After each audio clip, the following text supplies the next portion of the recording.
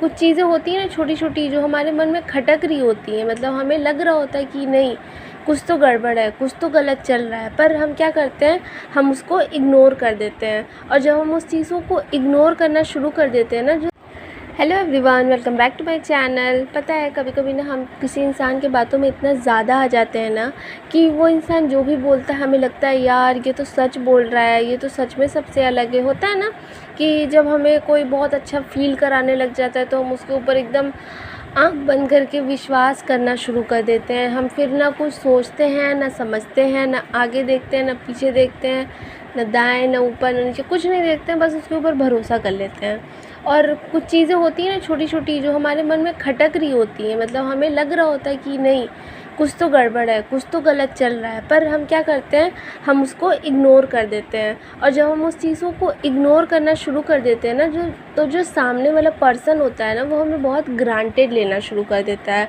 मतलब कि वो हमें सोचता है कि यार हम आज छोटी सी गलती की है, उसने हमें माफ़ कर दिया, उसने उस पर ध्यान नहीं दिया, तो चलो हम धीरे धीरे बड़ी गलतियाँ करना वो शुरू कर देता है।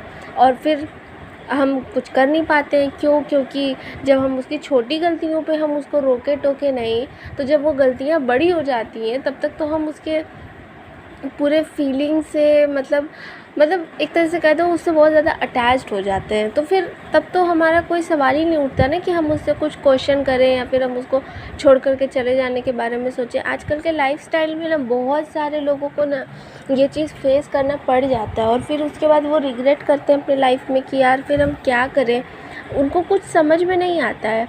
पर यार पता है ऐसे टाइम में ना आपको कुछ भी करने का ज़रूरत नहीं है, ज़्यादा दिमाग लगाने की ज़रूरत नहीं है, क्योंकि हर जगह ना आपका दिमाग नहीं, कहीं कहीं आपका दिल भी बहुत ज़्यादा अच्छी चीज़ें आपको बोलता है। तो उस टाइम ना अपने दिल से पूछो कि हाँ, हमें इस इंसान के साथ रहना चाहिए क्या। उसकी अच्छाइयाँ भी देखो, उसकी कमियाँ भी देखो, और जो चीज़ आपको लगता है कि हाँ भारी है, मतलब भारी मतलब ज़्यादा है, अगर उसकी अच्छाइयाँ आपका जो दुख है वो कवर कर देती हैं तो ठीक है, आप उसके साथ रहो। अगर आपको उसकी अच्छाइयाँ आपका दुख बढ़ा देती हैं, आपको कोई फ़र्क नहीं पड़ता है, मतलब कि आप उस दुखी रहते हो उस इंसान से, तो फिर ऐसे इंसान के साथ रहने का मतलब ही क्या है। क्यों खुद को तकलीफ़ देना, इसमें इतना कुछ बहुत बड़ा लॉजिक नहीं है, थोड़ा सा चीज़ है, समझ में आ जाने लायक है, बिल्कुल आप समझ सकते हो इसको। पर वही है, जैसे कि मैं हमेशा बोलती हूँ कि हम समझना नहीं चाहते हैं, हम चीज़ों से भागना प्रेफर करते हैं बजाय उसके कि हम उस चीज़ों को सॉल्व करें। हम सॉल्व नहीं करते हैं, हम उस चीज़ से भागना पसंद करते हैं। गलती हुई, अच्छा ठीक है छोड़ो जाने दो, गलती हुई ठीक है जाने दो। जब वो गलती बड़ी बन जाती है तो फिर हम बैठ के रोना शुरू कर देते हैं। तो जब सारी गलती फिर हमारी हुई ना, कि हमें कोई इंसान इस तरीके से ट्रीट कर रहा है, हमारे साथ बुरा बिहेव कर रहा है, तो फिर हम क्यों रह रहे हैं उस इंसान के साथ जब हमें वो इंसान खुशी नहीं देता। पता है एक होता है ना, एक इंसान से बात करने पर आपको खुशी मिलती है, और एक इंसान से बात करने पर आपको सोच समझ करके कुछ बोलना पड़े, सोच समझ करके उससे कुछ शेयर करना पड़े। आपको पता है कि यार ये चीज़ हम उसको बताएंगे तो वो गुस्सा ही करेगा, तो फिर ऐसे इंसान के साथ रहने का कोई मतलब नहीं होता है।